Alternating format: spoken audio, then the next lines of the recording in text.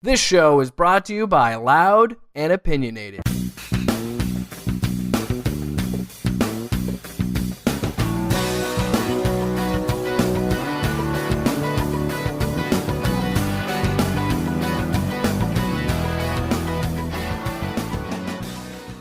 So yeah, I'm recently engaged.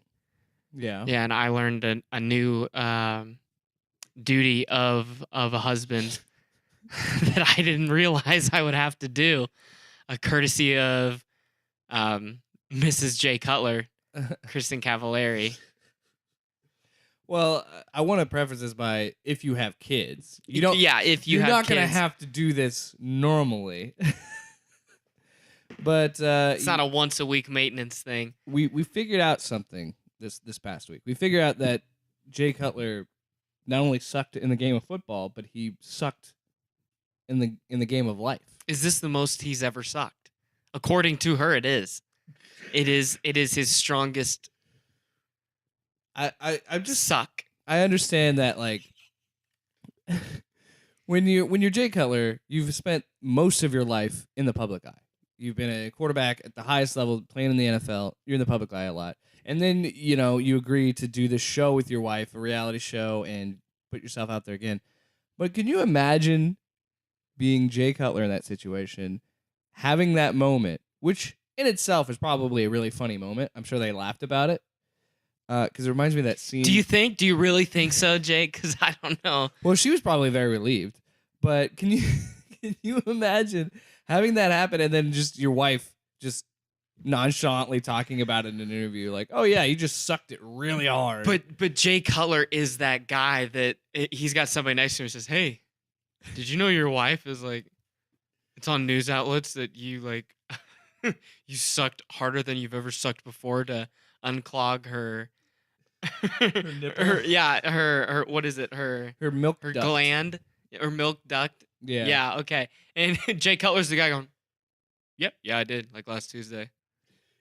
You know what? He'd probably brag about it. He'd be like, "Yeah, he's just that guy." I love watching that show. But all right, this is the Loud Sports Podcast. Welcome to Sunday, April 14th, and we got a lot of good sports to talk about. I mean, along with the just ever giving Jay Cutler.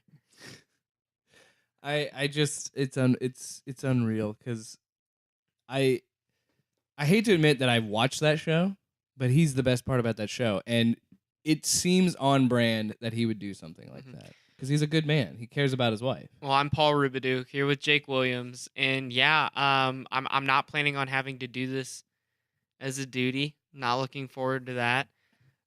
But it's just, oh my gosh. Did you see the clip of him drunk at like a family dinner? Yeah. Didn't she say like we stopped goodness. after bowling, but Jay didn't stop or something like Jay that? didn't stop drinking like after lunch.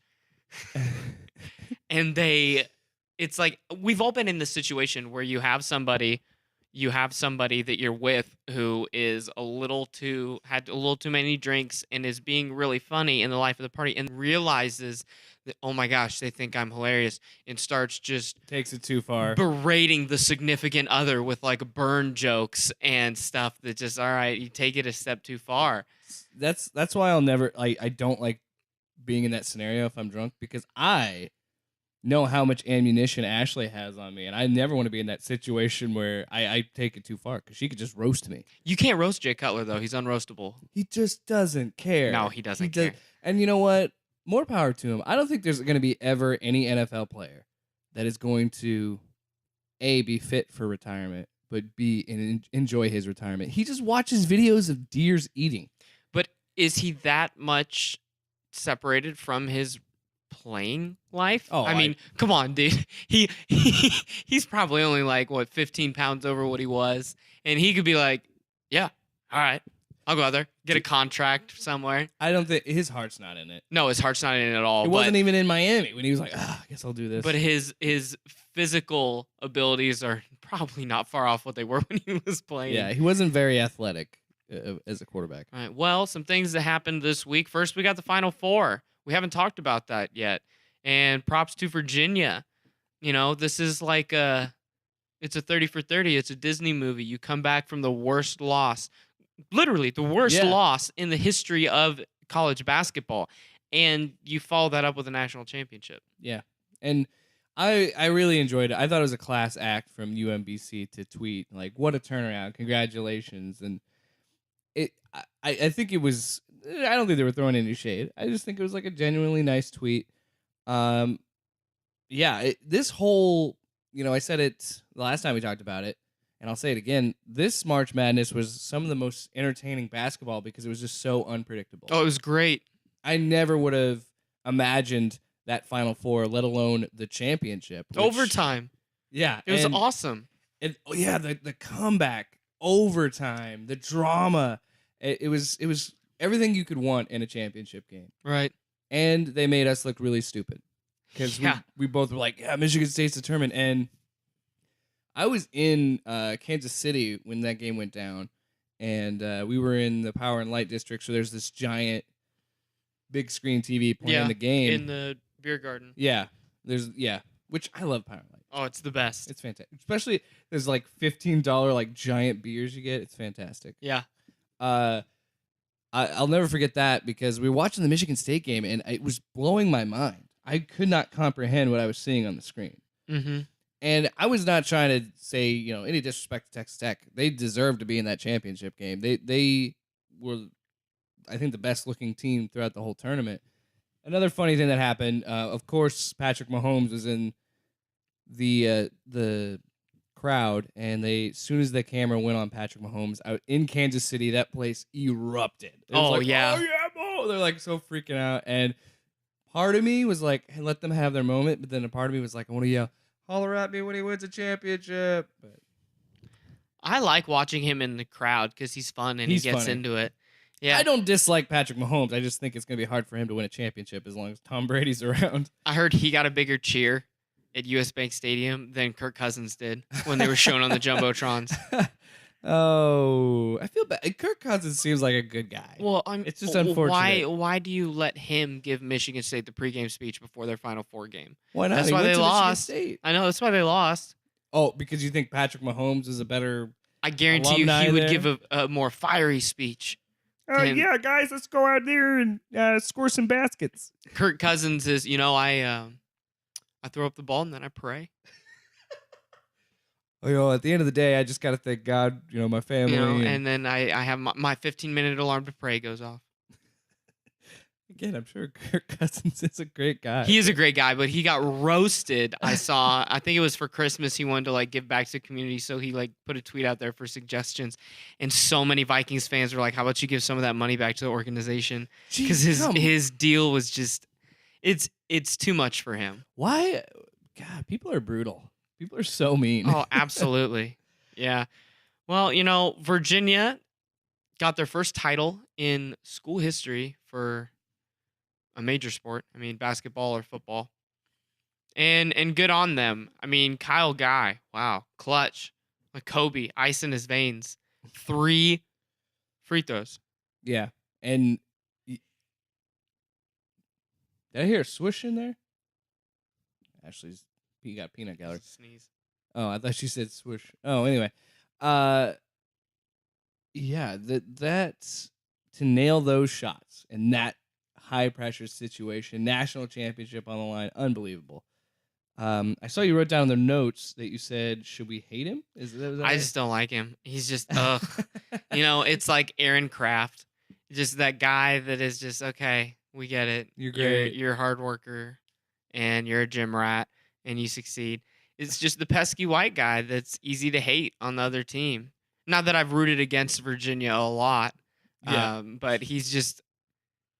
But it's a good thing that he's presenting himself like the villain. Christian Laettner did the same thing. And so many other people have come along through college basketball and presented themselves that way. I mean, when you... He just doesn't look likable. Yeah, he's got a punchable face. He's got a very punchable face. And I don't have a problem. Well, yeah, he does seem kind of douchey, I'll be honest. But you can't knock the hustle, man. Mm-hmm. He made the most clutch shots you can make, and like it or not, he's a champion. So I don't hate on him, but I want to talk about, because, you had this brought up too. What did you think of the Auburn-Virginia, the drama behind the end of that game? Did you think it was the right call? I think that it was for the double dribble off of Yeah. Virginia. Yeah, I believe that, it was the right call. Or, excuse me, it was the wrong call, but there was also an Auburn travel in the final minute. Yeah, There and was I also think not. that I think that was the right. But in the moment, it wasn't even like he stopped for a half second and the ref just like let them play on. It wasn't like anybody acknowledged it. It was just a scrappy get the ball kind of play.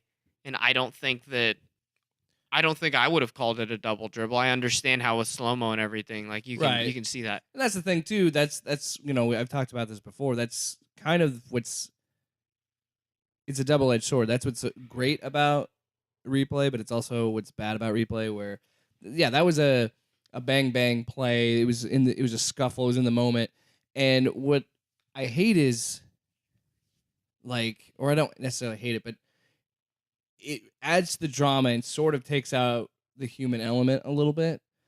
I'm not advocating for completely getting rid of review, but I feel like there are times when I feel like it slows down the game and changes things. But in this case, I think it was the right call to have the review and make those changes. And I'm sorry, Auburn. Did you see the video? I think the right team made the final. I mean, that's what it comes down to. Yeah. The video of the guy pouring beer on himself at the stadium and then getting arrested. Well, I was talking about, I saw a clip of fans at a sports bar erupting, freaking out, thinking they won. And then there's that little bit of, wait a minute. There's that one guy who's like, wait, kind of thing. And they look at the screen and it's just like, oh, man, I feel so bad for them. Yeah. Yeah, well. I mean, not really. I hate Auburn. They brought back Bruce Pearl, so they'll be competing again. But yeah, Virginia, we'll see how they do next year, and then we'll move on a little down the road and get to some of these better players that we saw in the tournament when we do an NBA draft preview. But there's some more postseason action going on now in professional sports. First, hockey. How are the Lightning, Jake? Oh, my God. I'll be brief. I don't watch hockey. I'll be as brief as I can here. And it's going to be very hard for me not to swear. First off, we originally planned to record this on Thursday, so I had a rant planned for that. And then we moved it to later in the week, and then another game happened. But don't worry, doesn't change how I feel, because they lost again in even worse fashion. Game 1, best record in the league, going up against an 8th seed team, a team that barely got in the playoffs, had to fight and scrap and get in. At home ice, 3-0 lead after the end of the first period. I'm feeling good. You remember, because you were there, I was coming in to work, and I said, hey, man, the game started. They just started. It's already 2-0. And you're like, oh, that's cool. And then you left, and I saw your tweet, so I was like, oh, my gosh. He said they were up 2. Yeah, they were up 3 after the first period, and then let their foot off the gas, and Columbus fought, clawed, got themselves back in the game, tied the game in the third period, and then won the game 4-3. So the best record in hockey is now a laughingstock because they choked at home. And then it gets worse because Friday night they play at home and they lose 5-1. So now they're 0-2 going to Columbus for the rest of the series. Unless you're the Warriors or the Patriots, who has successfully used a 1 seed to propel themselves to a championship, even in college basketball? Do you really want to be the best? No, here's the problem with that. You have the target on your back, A, and then B, if you do not get to the championship, you're a laughingstock. Everybody calls you the choke artist, says you're terrible. I don't know. And then, oh my God. And then Kucherov, Cooch, one of our best scorers on the Lightning, hits a dirty hit in the game. No reason for it. So now he suspended a game. So now they're without one of their best scorers going into game 3. Mm-hmm. I don't know what it is about the Lightning, but the last few years I've noticed in the playoffs, they seem to play better on the road. But if this continues, Columbus is going to sweep them. And I don't know if that's going to happen. I think Tampa Bay has a lot of depth, very talented, but they are not playing like the best team in hockey. They are playing bad. I mean, all credit goes out to Columbus. They're playing hard. They're being physical. They were bullying Tampa in that second game. If something doesn't change, yeah, they're going to get swept in. They're going to be one of the biggest laughingstocks in the history of hockey because it's just unbelievable how you blow a 3-0 lead after the first of 3 periods at home. It's crazy to me. And then the worst part is it was 3-1 going into the third period. They gave up 3 goals in the third period at home with a very good goalie. I just don't understand it. It doesn't make any sense. I think they probably were overconfident because of the amazing season they had, and they thought, "Oh, these guys, they barely got in. We don't worry about them." I'm so frustrated. I'm not, I was fired up a few days ago. Now I'm just disappointed. You know what you should watch if you really are into underdogs winning, not beating your team, but winning? Yeah. Well, we've had 2 NBA playoff games finished so far while we're recording this. Both lower seeds have won. The Nets beat the Sixers, and then just now, minutes ago, the Magic won 104-101 over the Raptors. Wow. And I know, Brandon, you're listening. Our third host who's regularly here with us, Brandon Plecker. He and I got into it a week or 2 ago about the Raptors because I'm a big DeMar DeRozan fan, and he thinks that Kyle Lowry is more consistent in their success. I disagreed. I think that DeRozan is just kind of shut down by LeBron. That's why he doesn't do much in those series. And here I can back it up. In your first game, losing to the lower seed at home, Kyle Lowry through 3 quarters was 0 of 5 from the field, 0 of 4 from 3, 0 of 2 free throws. Jeez. He is 0 for every shot he had taken through 3 quarters, and they lost by 3 at home. Yeah, that's a great leader right there. That's the guy you want leading your team. On the other side of that, Nets Sixers.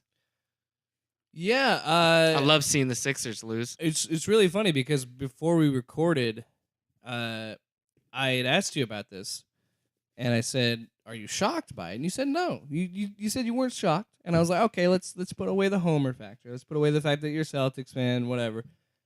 You really believe that the Sixers you don't trust the process. I don't trust the process.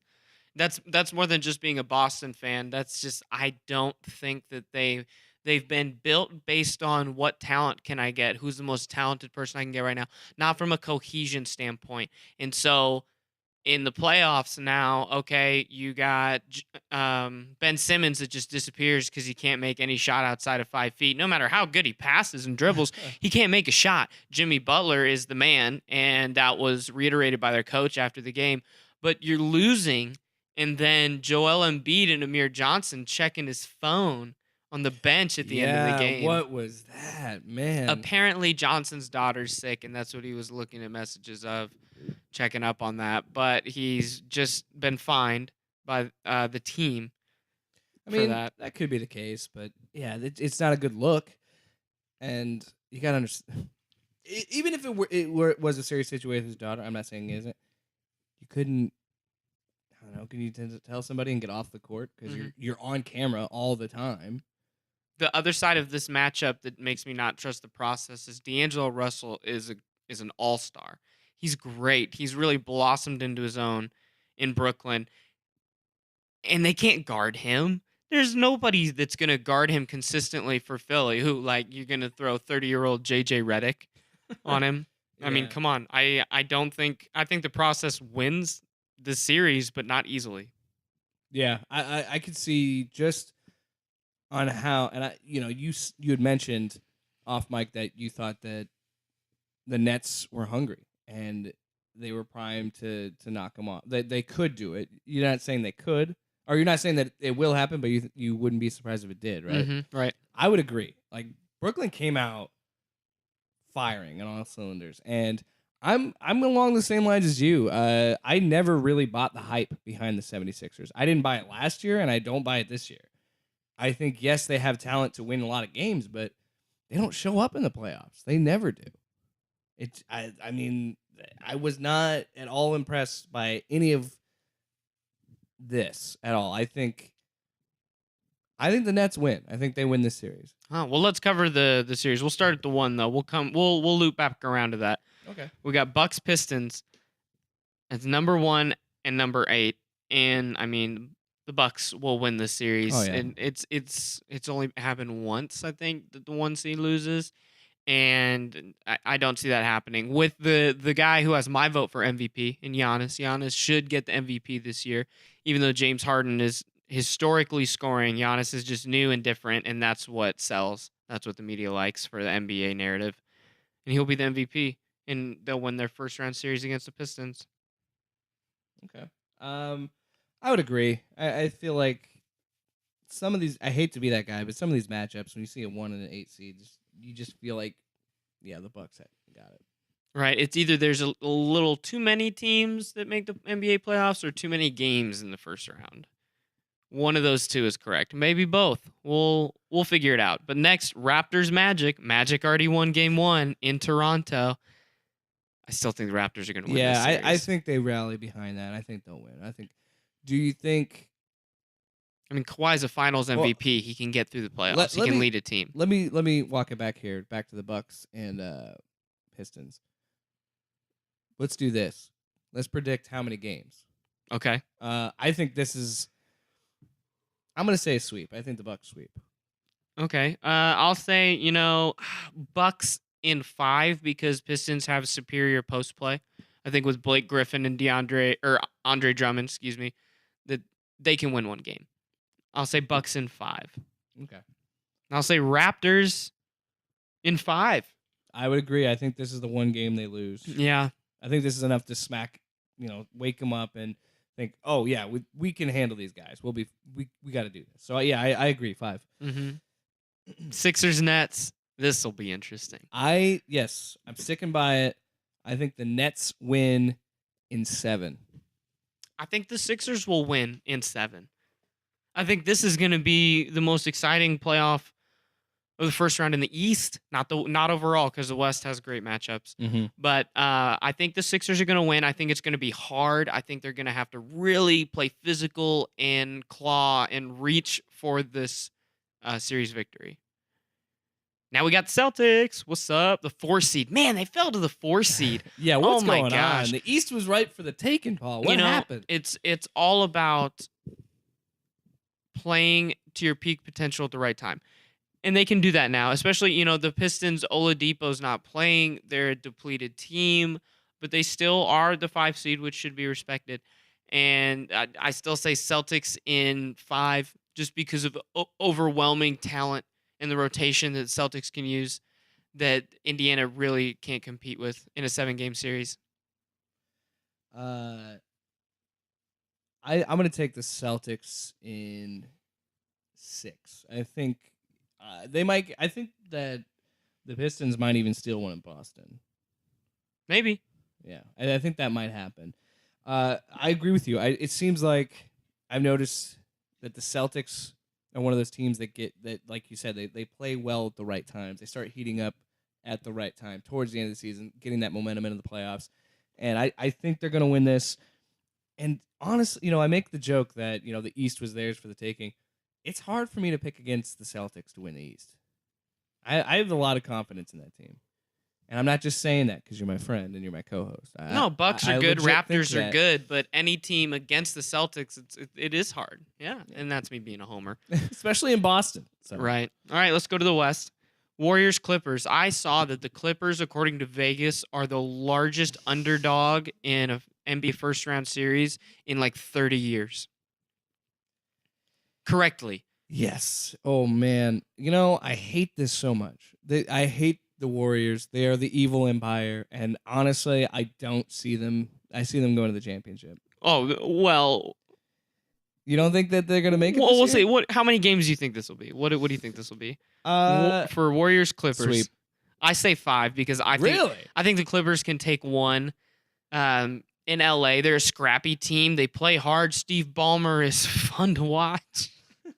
and he gets so into it. I think the Warriors will win in 5. I do think that it's such a weird occurrence to see the Clippers in the playoffs more than the Lakers in the last few years. The Lakers haven't made the playoffs in 6 seasons, and before that, they had missed 5 playoffs total. Yeah. Remember when That's awesome.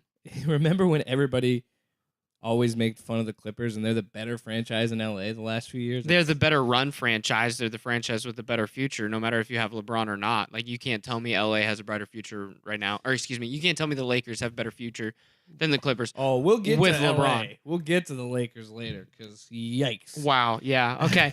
Nuggets Spurs. Number 2 Nuggets. Yeah, that surprised me that they got the 2nd seed. It's Monte Morris, possible 6th man of the year, playing for the Nuggets. I don't want to, take away for what the Nuggets have done, but man, is it hard to pick against Pop in the playoffs. And I think the Spurs win, and I think they win in 7. I really like your thinking here. I think the Spurs are going to win the series as well. I think that they're crafty. They have more of a veteran presence with LaMarcus Aldridge and DeRozan. I think the Spurs can win, and I think it'll be 6.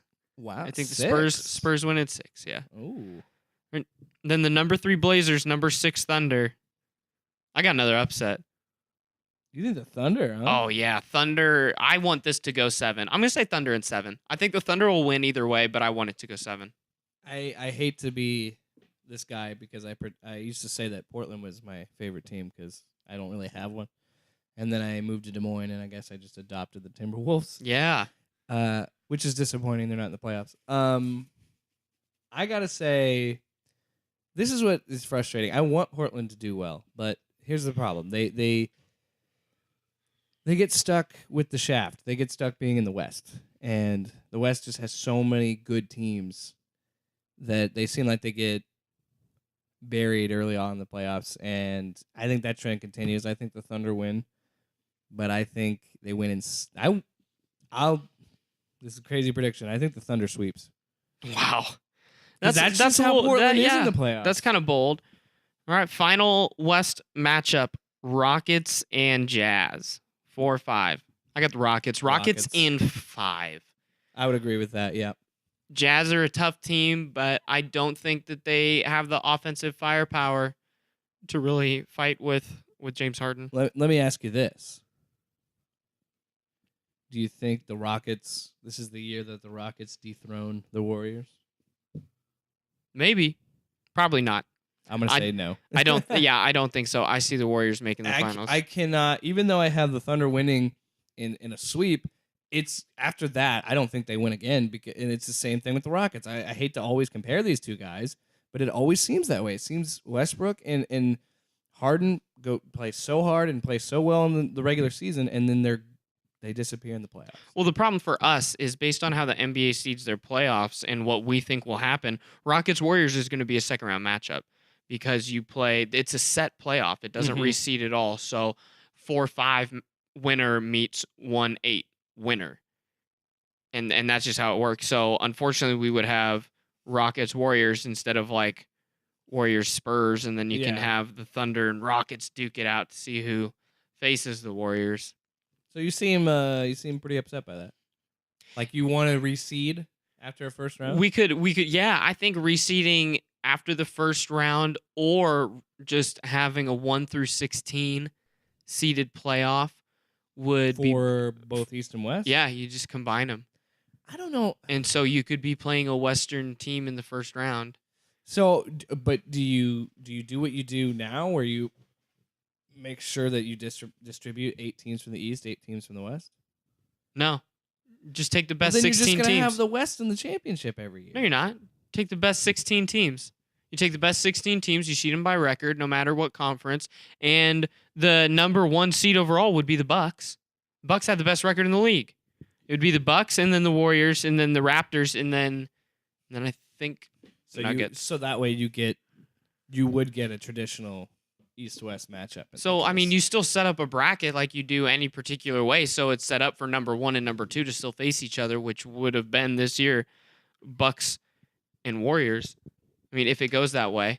But we should actually, I might come next week with what it would look like if it was just 1 through 16. You're going to do a 3 for 3 for me. Maybe.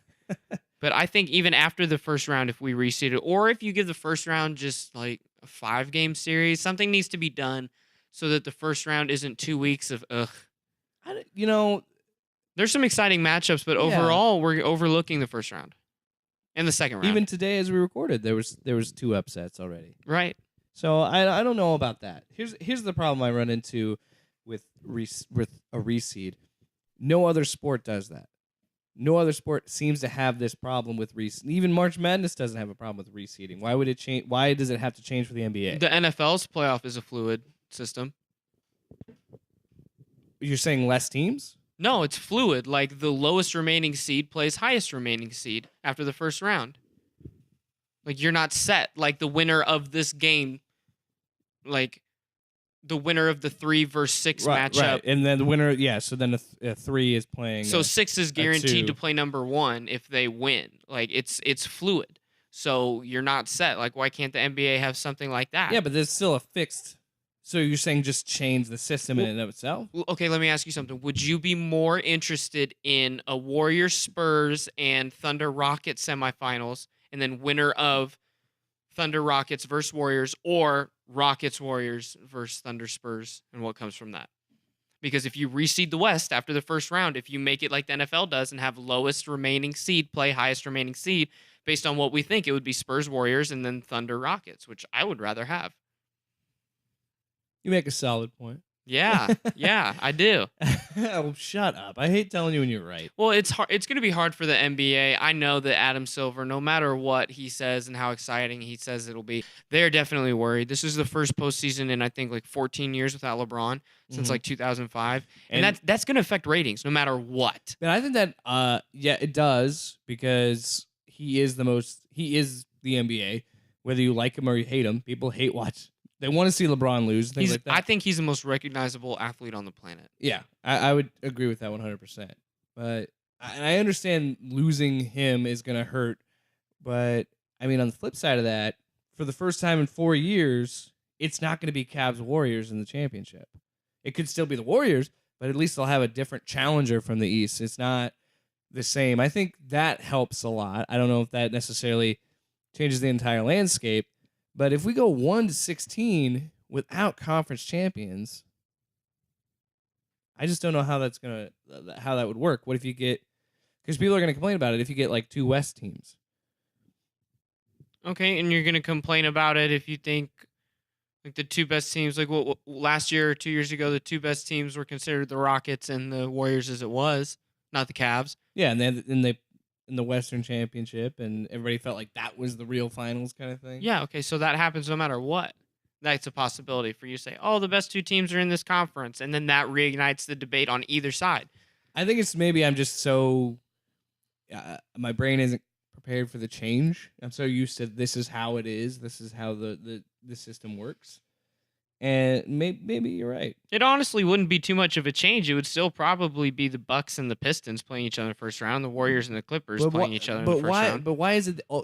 Goes back to the beginning. Why is it always the NBA that has the issues with the playoffs? You don't hear this complaint with the NHL during the Stanley Cup playoffs. Because the NBA has 30 teams and they let 16 make the playoffs. They dip too deep because the money is too much for more first round games. And there should not be 8 teams in both. There should be 6 teams.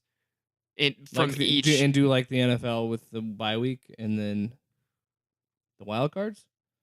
Well, you can't. Because if you do 12 from 30. If you do 12 and seed it 1 through 12. But no, I think that, there's teams like, do you honestly believe. The NFL, they have 32 teams and they only let 12 in the playoffs. So I'm just going to grab what I think are the 4 weakest teams in this. That's Pistons, Magic, Clippers, Spurs. Oh, wait. The 8 and 7 in both conferences. Oh my God. So do we think that any of those 4 teams have a legit chance to win this title? No, we don't. And so why are they here? They're here for the money. They're here for more TV. But upsets do happen. Yeah, in March Madness, not 7-game series. So like you were saying, you still think that the Nets aren't going to win. You still think that the Raptors are going to win. I didn't say the Nets. I said Pistons and Magic were the two teams that wouldn't make the playoffs if we put it down to 6. I don't think anybody would miss them really. Exactly. Spurs are going to put up a fight, but Clippers against Warriors, no. And that's just kind of matchup. You're playing the Warriors. But True.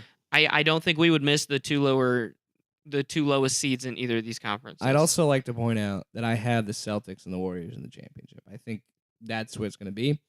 And I think that the Warriors are going to do what they do every single year, it seems like.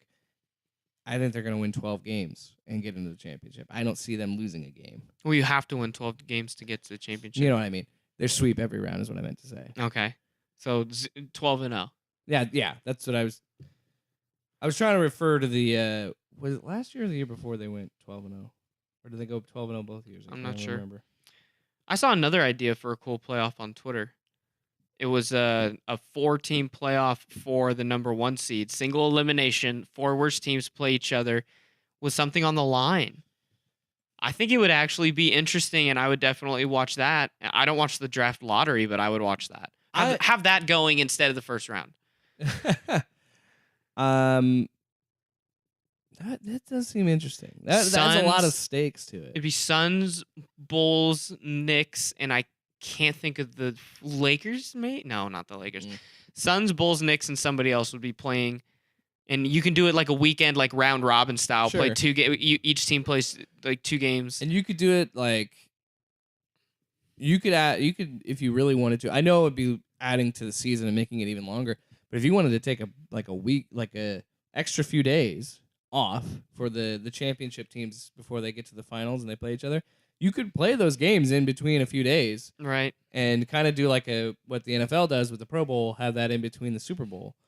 But nobody watches the Pro Bowl. Yeah, but this would be different because this is playing for a pick. Yeah, there's actually something on the line. Right, there's actual stakes to it. Well, I'd watch it either way, but that's just because I love the NBA. But I think it would be an interesting I would watch it. idea. I think that'd be cool. Yeah, it would be super cool. There would be more at stake than the first round. But okay, so now we got to talk about a team that didn't make the playoffs. Hasn't made the playoffs for years and years. Magic Johnson's surprise press conference. I love the little note you put on here. Where he just apparently it was after, I think, if I have this right, it was after Luke talked to the press pre-game. And Magic is literally joking. When do I get the mic? Hey, man, do I get the mic? And everybody's like, oh, it's Magic. He's funny. He's personable. He's just Magic. And then he's like, okay, I'm going up there. And he just goes up to the microphone. He's like, I will be done after today. This is it. And what a way to leave your job. And this league.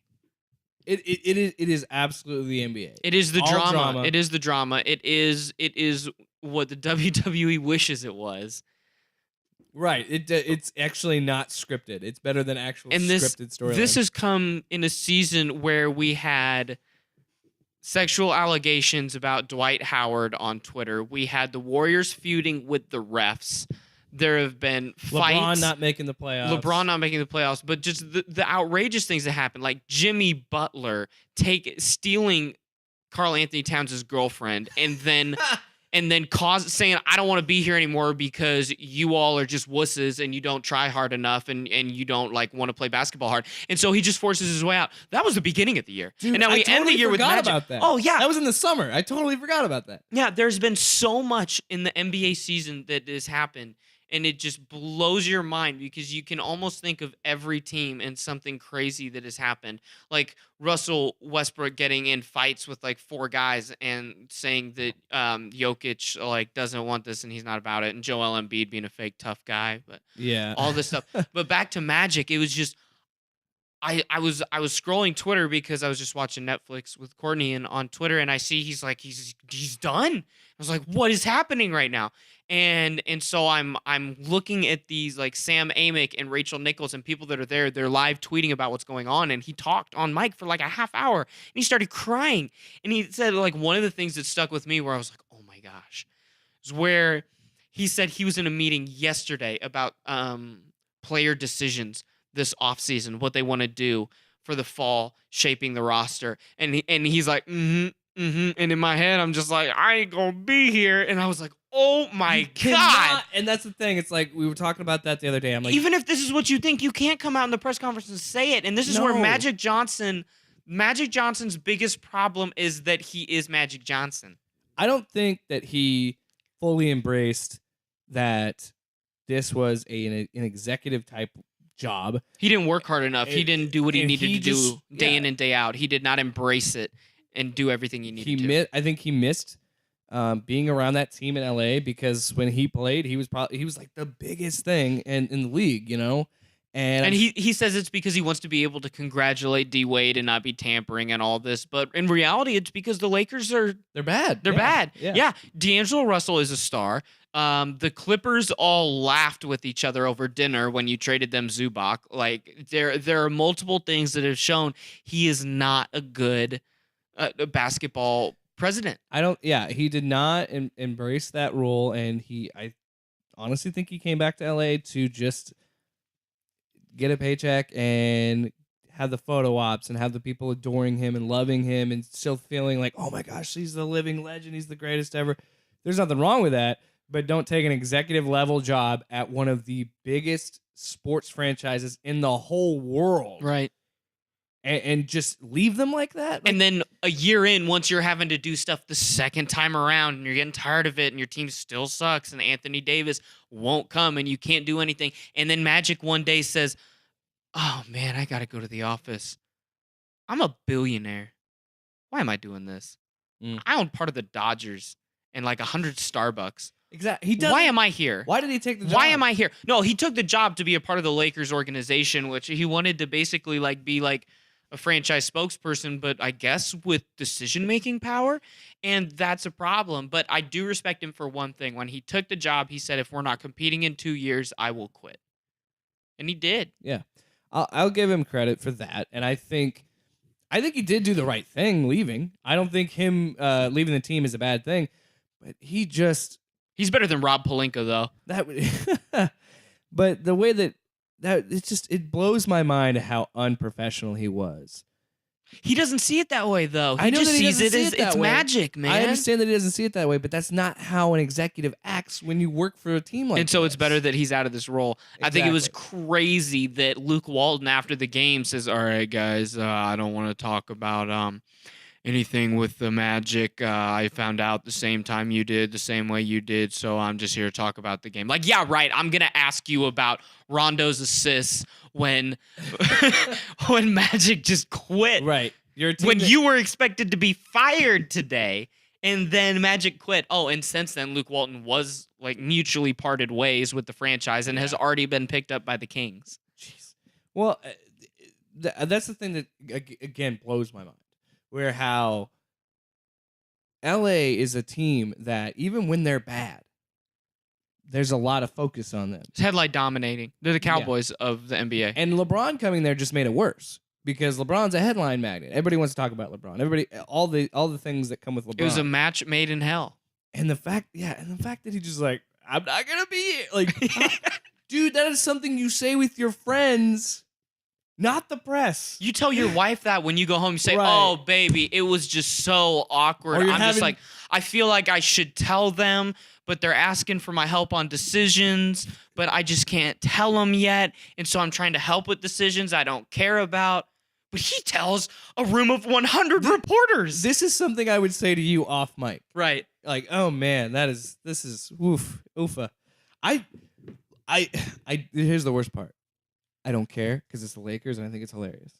I want them to suffer. They are the Yankees. They are the Patriots. They are the evil empire. As a Celtics fan, especially for you. I had a bet with the guy that, I'm not even in contact with him anymore, but I made a bet 6-7 years ago. I remember it was the first year ever that the Celtics, Knicks, and Lakers had all missed the playoffs. I think it was 2013, something like that, 2013, 2014. And I made a bet saying that Boston will not only be back in the playoffs first, Boston will win a championship before the Lakers do again.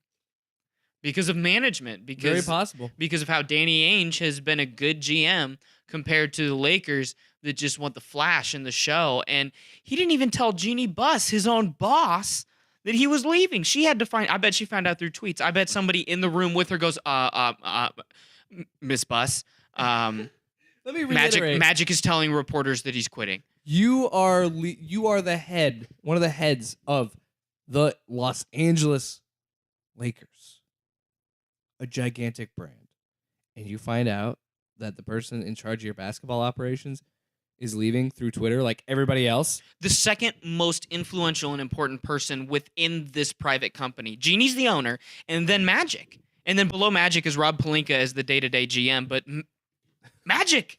And he said, I didn't tell her because she'd try to talk me out of it. Well, what does that tell you about the leadership of this franchise when you are like, I suck at this job? Everyone around you is like, you are failing at this job, but you don't tell your boss because you know she will try to make you stay. See that I don't have a problem with. I don't have the problem that he has the self-awareness to be like, she'll try to talk me into staying. Text her. It's not good. But yeah. Email. Do not say it in front of a microphone. What is wrong with you, Magic? You could have sent her a text 3 minutes ago. I just want you to know when Luke's talking to the media, I'm going to step in front of him. This is what I'm going to say. I'm sorry, this is abrupt. We'll talk later. There's so many slightly less awkward ways, and he went full Magic, full HIV, Jeez. and just made the NBA world explode with another Magic Johnson press conference. It's almost like a 20-year-old firing. Like it looked to me like a 20-year-old leaving McDonald's, like quitting McDonald's or something. Like, I'm not gonna be here. I'm going to college. See you later. Yeah, I'm on to bigger and better things. Right, like I'm out of here. Yeah, there definitely is with all things Magic. There's definitely the tone of a child who's used to being the center of attention, with a big smile that doesn't think he's doing anything wrong. He's not gonna have any genuinely though. He's not gonna have any repercussions from this. He'll be just fine. No, because he's Magic. No, he'll be on the Tonight Show, and he'll be going to Michigan State games and doing everything. Dodgers games, doing everything Magic wants to do, and not getting in trouble for it, and not having to think about work that he's got to do in the morning, or how he's got to make LeBron happy next week, or if he should fire Luke Walton. You don't have to worry about those. And this is a win for Magic. I don't blame him for leaving. Like it's like the presidency. I would never want that job. I would never want a job where you have to deal with like. Obviously, I'm not comparing the presidency to running the Lakers, but I would never do a job that's that stressful. You've got to deal with that many. Well, they're both a dumpster fire, right? And you have to deal with a lot of annoying, loud personalities, right? And nobody can get along. Why would you want to keep working there? Only because that's like the only organization he's known, right? Because he loves him. He loves Jeannie. He's a god there. Like everybody loves Magic. He was a part of one of the best runs for the Lakers and all the stuff with Larry Bird. Like it's hard not to go back to that where people love you. It's like it's a photo op. It's always people like, oh my god, I gotta get your picture. And Well, we'll see how the first round goes, and we'll check in with the first round later on next week. To NFL, the Robert Kraft case is moving forward, and it is just getting more and more awkward. We have never talked about it on this show.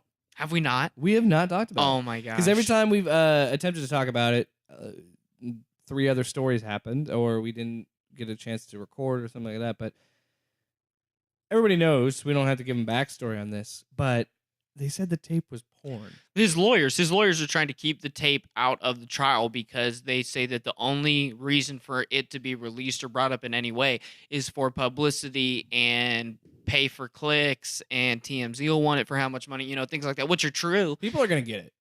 That's the problem. Yeah, people will find a way to We're going to see it just like we saw Janet Jackson. You're going to find it if you want to. Yeah, and that sucks. Always, and I'm not going to do it. Yeah, there's always these kind of celebrity leaks. I have no interest in watching secret surveillance of Robert Kraft getting rubbed down by 2 small Asian women. Nothing about that. A 70-year-old. Nothing makes me want to be like, yeah, I'm gonna watch a 70-year-old man get a rub and tug. Like, there's no way I'm gonna watch that. Right.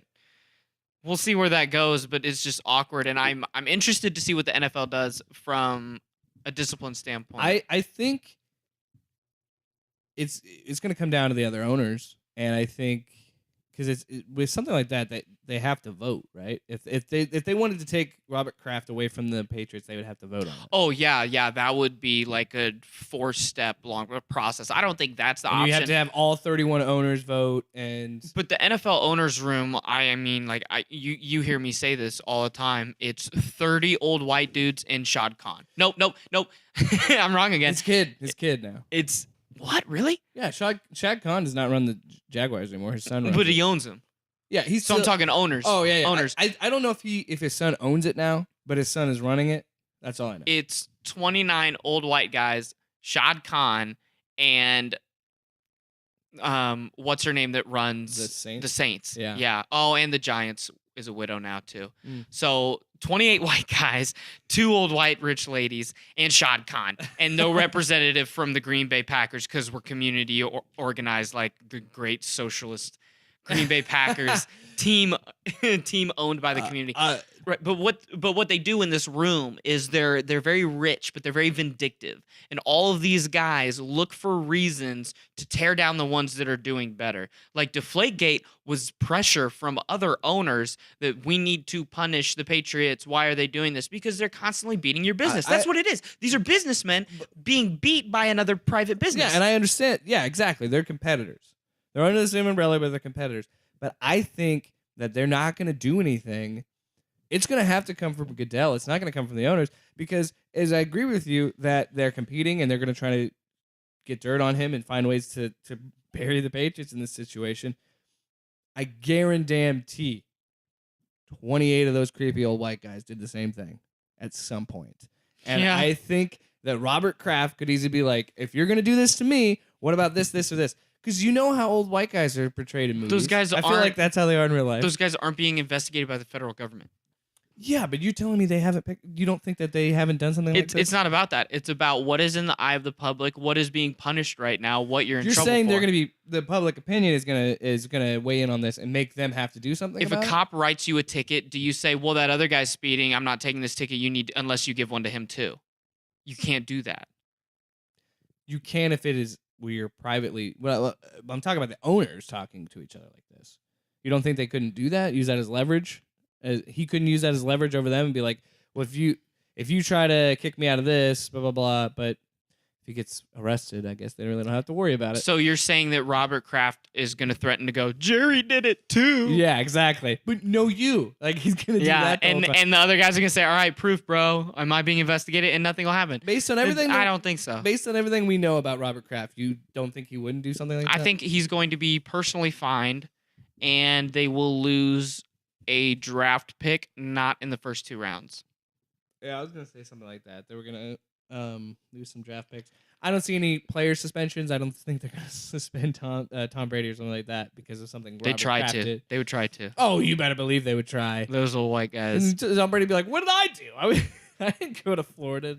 Stan Kroenke, that's what he's trying to do right now after the Rams got beat, is he is trying to get Tom Brady suspended for Robert Kraft going to this day spot. I'm gonna be 100% honest. I don't think it's a horrible thing. I think the human trafficking part's despicable and like that's not acceptable.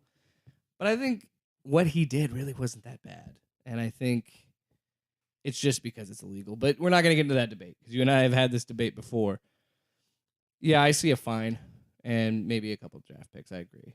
They won't try to make him get rid of the team. That won't. No, it won't go that far. They all make way too much money as it Yeah. is, and he's too powerful within. He needs to stop the NFL. He's one of the probably 3 most powerful NFL owners. He's got to stop hanging out with these rappers, man. He's starting to embrace that Yeah, lifestyle. him with Meek Mill. That's such a What a weird weird combo. friendship. Yeah, he's from Philly. I don't get it. Also, baller move. He did this on the day of the AFC Championship. Yeah, Did that, flew out, it's a pregame ritual, baby. and then came back after to celebrate. What? Wow, Robert Kraft. What a guy. All right. Well, we have the draft coming up. Are there any Nebraska guys projected to go high? No, not really. Is that a slight at me? Because No, you think I'm- David Montgomery and Hakeem Butler are gonna go high. I was just legitimately asking. No, but no. yeah, no, I do think they're gonna go high. Definitely do. No, I don't see anybody from Nebraska really going high. I think when I'm looking at the first round, I was reading Sean Wagner of SB Nation. He did his mock draft, and I agree with a good portion of it. Tampa Bay, my team, is picking 5th, and he has Ed Oliver, which Ed Oliver was a freak, crazy good in his time with Houston. I think getting Ed Oliver at number 5 is a smart move for Tampa Bay because they have a veteran defensive line. While it is a good line, JPP had a very good season. JL McCoy has been consistent for you, but I think it might be time to move on from JL McCoy and get somebody like Ed Oliver that's younger. They already got Vita Vea last year, who was injured most of the season, but when he did play, he performed very well for a rookie. Pretty good stats. So I like the idea of having Ed Oliver in there. Maybe you don't start him, or maybe you give him support to rotate Jared McCoy, because Jared McCoy has been fighting injuries his whole career, and he played hurt a lot last season. So if you can get Ed Oliver and Vita Vea both on the inside, have JPP on the outside, I think that makes it for a very good front four for the Buccaneers. I'm reading I've been looking at a CBS mock draft, and they have linebacker Devin White from LSU at number 5 going to Tampa Bay. I like that as well. I think that's a good move too, because they let Quan Alexander go, who Quan Alexander performed very well, and it's nice to have somebody like Devin White who can give support to Levante David, who, shout out to Nebraska. I already knew I was going to like this guy because he played for the Huskers, and now he plays for the Buccaneers. But yes, the support for Levante David would be nice. The thing is, though, it might be a challenge because Devin White is an inside linebacker, and I think they might move him to outside to fill the void of Quan Alexander. But we'll see. I think that would be a good pick either way. I think if you go either with Ed Oliver or Devin White, you'd be fine. I think the defense is what needs to be built back up with Todd Bowles, not the offense. Right. The Packers have 2 first-round picks, and there's a few different things they could do with it. I've really put my trust in Gutekunst, our new general manager. The past 2 years, what he's been doing is trying to build the defense and the offensive line, and we've done a really good job of that. And the draft this year will definitely reflect that. At pick number 12, Packers' first pick is T.J. Hawkinson, Iowa sophomore tight end, which I would definitely be okay with. I would take him, yeah. He's very good. Oh, yeah. Well, they're both really good. The other, just while we're talking about it, the other Iowa tight end, Noah Fant, is projected in this mock to go number 20 to the Steelers. Steelers utilize tight ends. I think that would be a good match as well. I don't know about that because of Jesse James. He's still pretty young. Well, they do a committee thing because none of their guys have really stepped up into ever a since role. Heath Miller, they've kind of rotated. You're right. Right. But for the Packers, I like T.J. Hawkinson. I think that he would definitely work. We need to try tight end. It's been a revolving door because Jared Cook has been in there, a few other guys, and I was gonna say I've never really noticed a tight end for the. Well, they had what's his name this year, and it's either Rodgers doesn't utilize the tight end or just the schemes that they used in. What's his name? Yeah, when you're not a very good team, you gotta throw the deep ball a lot, and you gotta go to the receivers because. Jimmy Graham. That's oh my gosh! I can't believe that I just had that. Say, I could see it. I could see him? it. I can see his face in my head. I could see his like fantasy football mug shot, headshot, mug shot. Yeah, and I just couldn't think of his name. And then the other first round pick for the Packers is, according to this, Chauncey Gardner-Johnson, safety from Florida. Which again, you're trying to build the defense. They traded away their starting safety. Clinton Dix, mid-season. Mm-hmm. And so this would shore that up and allow our young corners to really try to flourish and know that they have better help behind them. Now, from an Iowa State standpoint, I got some hot takes about this draft. Oh, yeah? Hakeem Butler should be a first-round pick. Absolutely. And I'm upset because the mock that I'm looking at has 2 receivers in the first round, and neither of them are Hakeem Butler. They have DK Metcalf, who is the other amazing first-round receiver. Very good receiver. From Ole Miss, going number 22 to the Ravens, and then A.J. Brown from Ole Miss going to the Colts at 26. Here's what I think about this. Now, stay with me. Okay. If this plays out that Hakeem Butler is falling, he will not fall past 32. Because at pick 32, the New England Patriots would love a Randy Moss style guy. Exactly. He is Randy Moss. He's 6'6". He's an athletic freak. He will grab the ball over you. He will hurdle you, and he releases. He bullies you too. He's strong. Oh, he's very strong. And what that does is that gives so much more space for the slot guys for all the dink and dunk that Tom Brady does. I was gonna say that makes a lot of sense with their offensive scheme. They didn't have a deep threat. Like, I guess Gronk would be the one deep threat, and he's just retired. So yeah, it makes complete sense for them to go after him. The Patriots have seemed to thrive when they have one guy that is the streaky deep threat, take the top off kind of guy. And you throw to Julian Edelman underneath. Right, like they had Randy Moss, they had Deion Branch, they had the guy that can beat you downfield and make the athletic plays that you have to respect, and so then they do so much underneath that. And I think that he's going to be a first-round pick. I would cheer for him so much on the Patriots. I think Hakeem Butler goes to the Patriots at 32, if not before that. If Tampa Bay didn't have Mike Evans, I would love to see Hakeem Butler play for the Buccaneers. But Now, there's a few late first-round teams that I think could definitely utilize David Montgomery. Here's the thing about David Montgomery. I think him falling to the second and third round isn't a bad thing. No. Because the disparity here is, I agree with you that Hakeem Butler is a deep threat receiver that's a 10-year talent. He's an all-pro potential receiver. And I think that's super biased.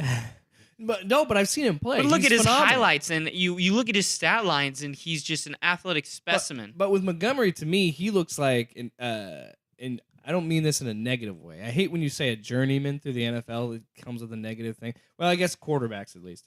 I could see Montgomery playing for a few teams throughout his career. Mm-hmm. He's a guy that third and short, you need a yard, you're going to give it to him. So where do you think he's going to end up? For Montgomery? Yeah. There's a few teams. I think that, like I was going to talk about this when we came back around to Iowa State players, but that number 20 pick to the Steelers, Really? I think that he would be a great Steelers running back. And I know that they have James, what's his name? Connor, that really flourished when Bell left, but running backs are a dime a dozen for every 4 years, You can cycle through some guys, and you can have Montgomery fresh as a young back when Connor is done with this contract, just like you did with Connor and Le'Veon Bell. You could easily tell Montgomery, because he's strong enough, he has speed, but you could easily tell Montgomery, hey, put on some weight, muscle, obviously, but put on some weight and be our short down back. Like, I think he could thrive as like I said, third and short, fourth and short, hard nose, up the middle kind of running back. I hear you. I just don't want him to go to a committee situation or something like that. I want him to be able to flourish. Well, that's the thing. He has the speed to be a starting running back, but I think he could also fill a role as a short down back. Depending on team need, the Eagles pick at 25, and I think they could definitely use I could see that. a 3-down back. And then at 27 on this mock, Josh Jacobs, running back from Alabama, is going to the Raiders. And if the Raiders need a running back, I think that John Gruden is definitely... He likes that guy. He's a hype guy. He's a hype guy. He likes hype. He likes tapes. He likes flashy plays. Yeah. He likes things that he can see on the field. And I wouldn't be surprised if Montgomery goes to the Raiders at 27. Speaking of the Raiders... We're always speaking of the Raiders. As we wind down this show, let's talk about Antonio Brown versus Juju Smith-Schuster. How disrespectful, that young college kid saying how much of a fan of mine he is and asking for tips and pointers. Why is Antonio Brown trying to make Get off my lawn. Why is he trying to make himself this generation's Terrell Owens? Why is he trying to do that? He's not trying to. He has, and it's. He was not this bad last season, even before the end of last season. End of last season, yes, it was a train wreck. But beginning of last season, getting the Madden cover, doing all this stuff, I never once thought Antonio Brown was a jerk. It was thought he was the villain. 3 seasons ago, he had that Tetris haircut. Yeah, I think it started when they gave him the money and they let Mike Williams leave. When they said, "You're the guy we're going to pay the big money to. You're the guy that we're going to develop." I think it really went to his head. You're the deep threat. We're gonna get Juju is our slot guy. He's our underneath guy. He's our speed guy. You're our deep threat. You're our money maker. I wouldn't say that this happened over the past few years because money makes you more of what you are.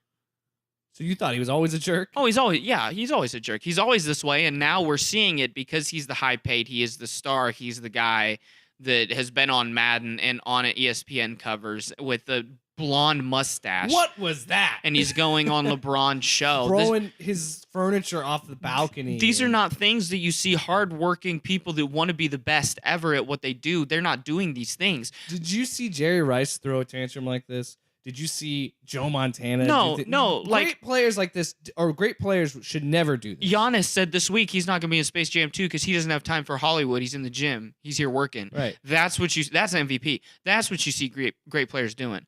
And addition by subtraction, Steelers are better without Antonio Brown. If that's the kind of guy that would have been in your locker room, you are much better off. And Oakland, I understand you're trying to help out Derek Carr and get him a deep threat, but you weren't that stable to begin with. You just made it. This is a franchise that's famous for being turbulent all the time. How many negative social media things has Khalil Mack been in because you traded him to not pay him to pay this guy? Traded, who clearly showed at Chicago one of the best, if not the best, linebacker in the league right now. Yeah, it's ridiculous. The best linebacker. I would say he's the best. He's I think maybe the second guy ever to make the All-Pro team same year at two different positions. That was crazy. You know, I compared AB to this generation's Terrell Owens.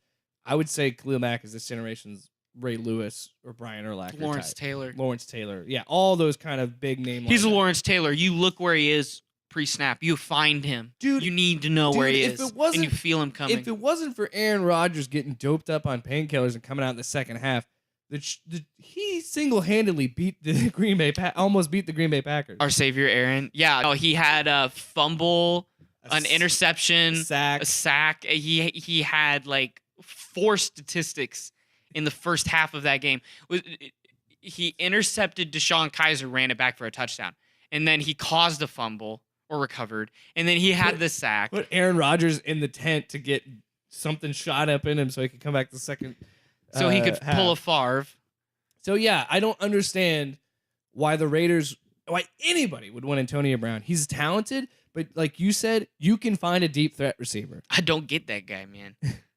Why don't you draft a guy like Hakeem Butler to be your deep threat? And you know what? There's no baggage with him. Right. There's no bleaching the mustache. And going after Juju Smith-Schuster, who is one of the nicest guys in the league, and by the way, is a number 1 receiver anywhere else. He's the number 1 receiver now. Oh, he is, definitely. And for production standpoint versus contract versus attitude, all inclusive, are you at a positive when you add Antonio Brown and get rid of who's the guy they sent to the Cowboys? Amari Cooper. I always think ACDC is Derek Carr and Amari Cooper. There we go. Which is I would much rather have Amari Cooper. Amari Cooper is going to take less of a contract. There's no baggage. I mean, there's probably baggage to an extent, but to a much lesser extent. If you work for the Raiders, you have to have a little bit of baggage. Right. Unless you're Khalil Mack. Almost every pro player has some type of baggage.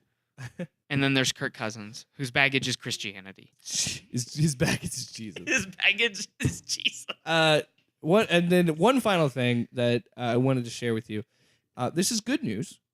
We were all very upset when we found out that the AAF went under. And we are going to, trust me, work with me here, because we are going to go deep into what happened to the AAF for a 3-for-3 down the line. But in the meantime, let's talk about the good. 45 AAF players have been signed to the NFL. That is fantastic. I am so happy for those players. It's great. That is amazing. Showcase themselves, and they proved that what the AAF did worked.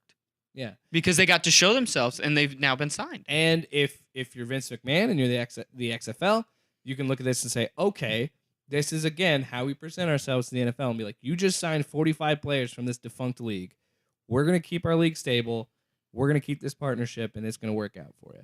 And as much as we thought they shouldn't put teams there, by putting teams in Dallas and Tampa and some of these other NFL cities, it just makes it that much easier for the Cowboys to take somebody from that XFL team or the Buccaneers to take someone from that Tampa team. So there's a lot of good that came out of it. we thought it was all bad. Look at that. There's some good things. Right. There are a lot of bad things that we'll talk about in that 3 for 3. But in the meantime, that's awesome. I'm very happy for them. Well, one last quick live update before we get to what we're watching this week, what we're going to be watching. We're recording this Saturday evening. Tiger is tied for second in the Masters. He is three shots back and going into Sunday, which is awesome. Best thing golf could hope for. I might actually... No, I won't. No, I can't nobody even, wants to I almost said I was going to watch golf. I think our personal hell would be that we have to do this show, but we only talk about golf and baseball. Oh, dude. That's it. Hockey for me. That's what's gonna happen. We're gonna die. We're gonna go to hell, and that's the podcast we have to do in hell. Is we talk about golf and baseball. And yeah, you're the hockey expert. I have to do hockey and golf and baseball. You're right. I just don't watch. It puts me to sleep. Both of those. I'm sorry to our listeners that do like baseball. It's just. There's an average of 15 minutes of a 3-hour game with somebody on base. The average watcher of a full MLB game is over 55. It's fun. These are real statistics. It's fun to go to the ballpark. They're fun in the park. Oh, I'll go to the iCubs games, get two $10 beers and some peanuts, and hang out and have a good time. Fun, man. Exactly. It's awesome. But yeah, you're right about that. But what are you watching this week? Besides Masters, I'm gonna be watching the Lightning on Sunday. Hoping that they can get back on track and win in Columbus. Because, if they go down 3-0, they're going to get swept. I don't see them coming back. So I'll mostly be checking that out. Of the NBA games... Well, tonight, Saturday night, still, there is Spurs Nuggets and Clippers Warriors just started. I'll be watching those while I bartend. But tomorrow, Celtics Pacers. Celtics is the ones that I want to watch. Mostly because that way, if the Celtics lose or they play poorly... I have ammunition to make fun of you with. Unfortunately, I won't be able to watch that game because I'll actually be playing in my league basketball game. Scoregasms. Yeah, flex. Yes. Yeah. I know we're trying to wrap up the show, but man, oh man, Monday morning after the Scoregasms lost, I've never seen you so moody. It was a rough first game. We didn't get to practice as a full team. Jesus, is this the press conference? No, I'm not. All right, no. This is the press conference. Jake Williams here, Loud Sports. Give me 2 minutes. Hold on. I'll do this. I'll do it. And Brandon will back me up on all of these takes. But we lost that game. They didn't win. We lost. We let that game go. We should have won that game. It's on us completely. We were up by 10 going into the fourth, and we ended up losing by 5. And all I can attribute that to is really not playing well together and having a cohesive moving offense. Because we were great on defense. We switched to a zone after halftime, threw them out of whack. It was great. Nobody expects a zone in a rec league out of halftime. And we really made up the points. But then we just couldn't score. And the refs actually started calling fouls in the fourth. Because it's a running clock. So with a running clock, you don't want to call fouls because it just free throws eat up the clock. But in the fourth quarter, they started calling fouls that had not been called consistently throughout the game. It was a very physical game. And so the game slowed down. They were able to catch up.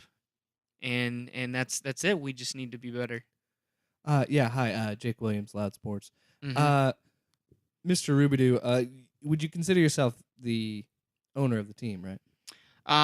Architect okay, is the word I would use. So how much of this loss do you think reflects on your ability to lead the team in your leadership? Honestly, a good amount, based on how the game went. Do you think it was like clock management? Or? No, not really clock management. There were a few substitutions I didn't agree with. A few people put themselves in when maybe they didn't need to be. Would you be open to having a coach? Or I am the coach. I'm gonna say I'm not auditioning because I don't know how to run any plays on basketball. No, I have thought up and made 2 plays. Do you have a clipboard?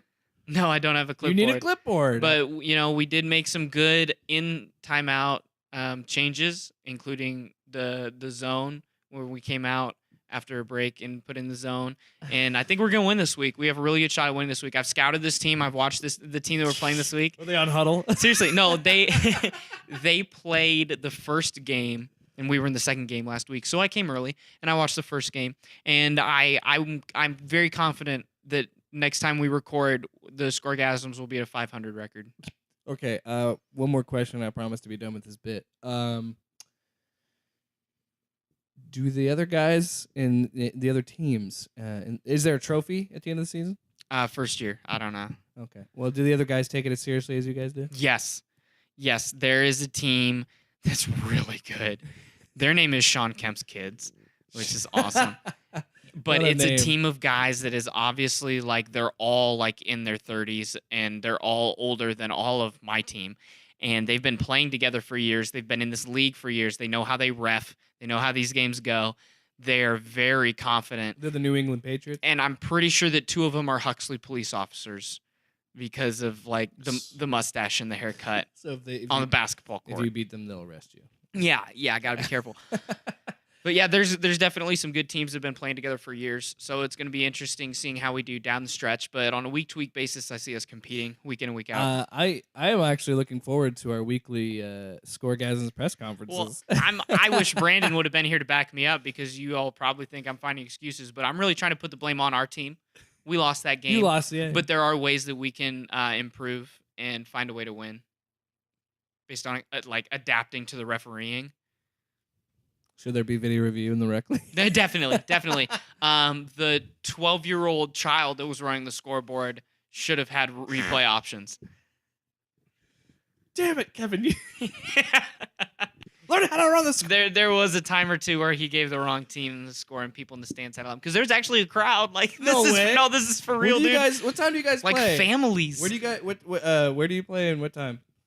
I think this might be coming out a little too late for people to come this week, but there's usually Sunday afternoons, except for one Wednesday in each month. Sunday afternoons in Huxley at the rec center in Huxley. It's called 3 C's, I think. I really want to go now. Courtney and I think my brother might be. No, my brother's not going, but Courtney, I think he's coming tomorrow. Oh, you better believe I'm gonna have my phone ready, and I'm gonna get post-game instant reactions. That's when I'll be moodiest. Either way, Oh yeah, no matter what, there will be a mood. and you better believe I'm gonna play it back against you. You can interview Brandon and meet some of the other people on our Brandon's team. gonna be like, we lost. Yeah, Brandon is animated. I've Brandon never was actually. very. Yeah, he seems like a guy that like takes. He's a this great serious. athlete. He's a great competitor. I like having him on my team in basically all situations. Because he's very knowledgeable, and Brandon knows like what we can do. That's why I asked him to do this podcast, because he can adapt and he can see things and learn and know what to do. So we should be 1-1 when we talk next, and I'll be watching a lot of basketball besides playing it.